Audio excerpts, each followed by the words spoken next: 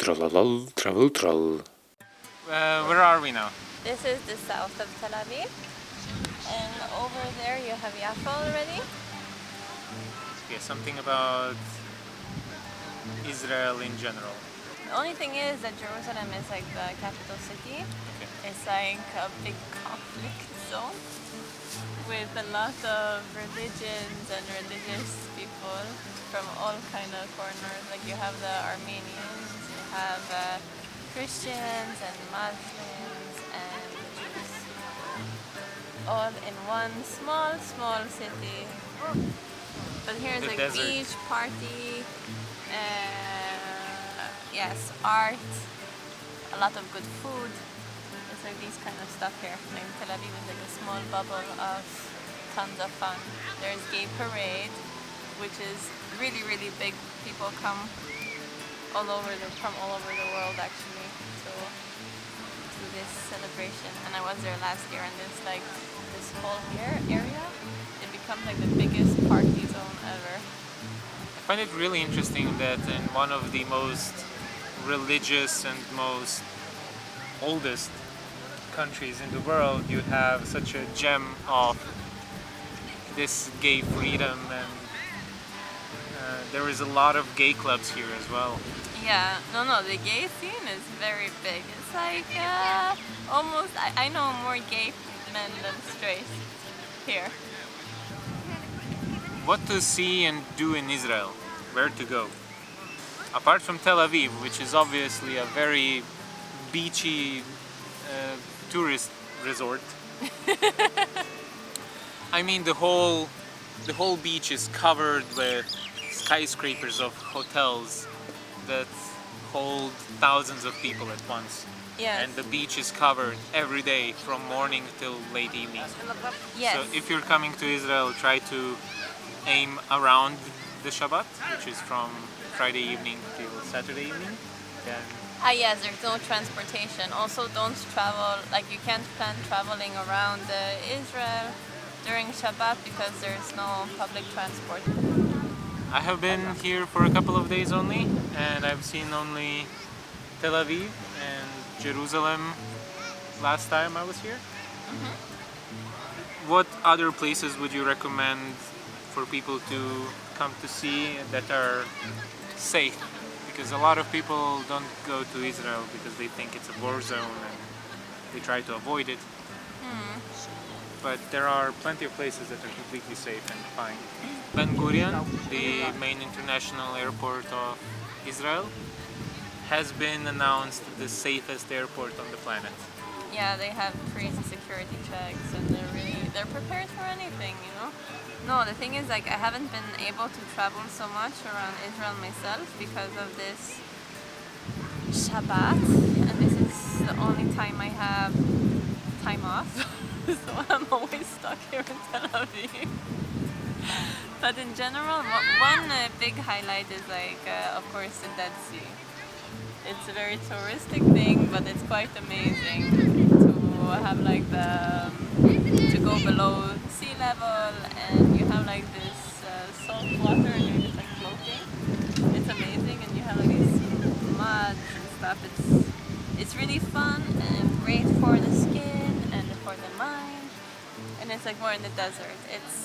People also tell me to go to the deserts here to camp and look at the stars. It's not good to go in the summer or winter, but like spring and autumn is a very good time for this. It's weird to recommend places when I haven't been to all of them. But there is Eilat in the south of Israel, which also is a very touristic place, but it's like for snorkeling and to check out sea life. It's really beautiful, I've been told. It's really funny how for people from Tel Aviv, forests are the exotic places. Yeah. While we travel thousands of kilometers to see the sandy beaches, and the desert, which are here everywhere. Exactly. Also, they have like a lot of kibbutz here. Like they have this kibbutz culture, and What's a kibbutz? Kibbutz, like kibbutz are like these small villages where they're. Apart from the beach, that is obviously the main thing to see. What would you recommend about Tel Aviv? Tel Aviv has amazing nightlife. So, of course, whoever is into partying, going out, and even like into good music or good DJs and stuff, this is like a good place for it. Tel Aviv has amazing food. Very allergy friendly, by the way. One thing that I have to say about people in Tel Aviv, and that is that a lot of them are really fit and in shape. And so far what I have found out, there is a couple of reasons for that. First of all, they have a 2-year obligatory military service for everyone. Yes. Meaning that every person after high school goes to the military for 2 years, and it's impossible to get out of it without having muscle on your body. So every person that has gone through the military service, which is everyone above 20, has muscles on their body and is in shape. Like, these people are sporty. And once they are in such a good shape, they just stay with it, because the beach season here is 10 months per year. So it's really easy to get yourself motivated to stay in shape for the beach. And the third thing that I have noticed is the food. The food here is incredibly healthy. It's delicious and healthy, which was a big shocker for me, because it's hard to imagine that really healthy food can be delicious. In most cases in Western Europe or in Northern Europe, when you're eating very, very healthily, it's such boring food that you get disappointed every time you try it, and you get disheartened from being vegetarian or vegan or gluten-free or anything like that. But here, you go to a falafel place.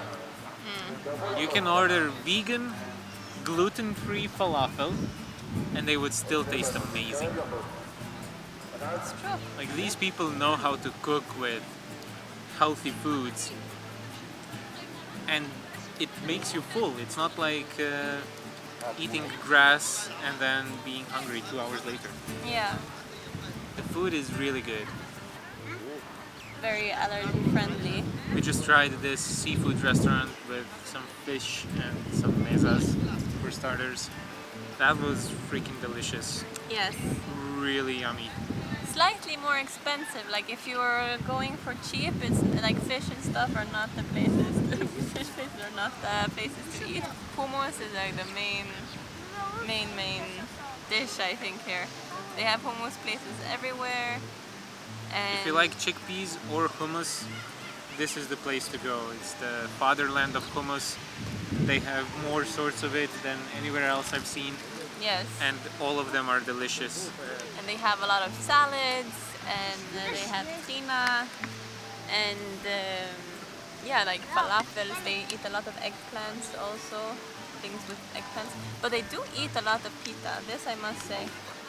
There's a lot of bread and pita, a lot of pastry culture. People are outside a lot, so I mean, with this weather, it's really hard to not go outside. I was here, this is my 3rd time here. I still have not seen a drop of rain in Israel. although when it comes, it's crazy. It's What crazy. is there like a season which rains more than others? In the autumn, sometimes it starts to rain and thunder, and in the middle of the night when it was thundering, I thought it was war. I woke up like this, like, what is going on now? It was just a thunder. It's like, I've never experienced anything like that. Like, thunder and lightning in Norway is so soft compared to here. Yeah. Here, it's like everything is really, really shaking. But it doesn't happen too much. It's quite dry here. So I have seen October, March, and now July here. October and March the temperatures were around 24, 25, and now in July they're around 30, 31, I think so, it said so today. and it's sunny every day, all day long. It makes you happier, the sun. For example, here is the Utrecht bicycle parking lot at the main central station.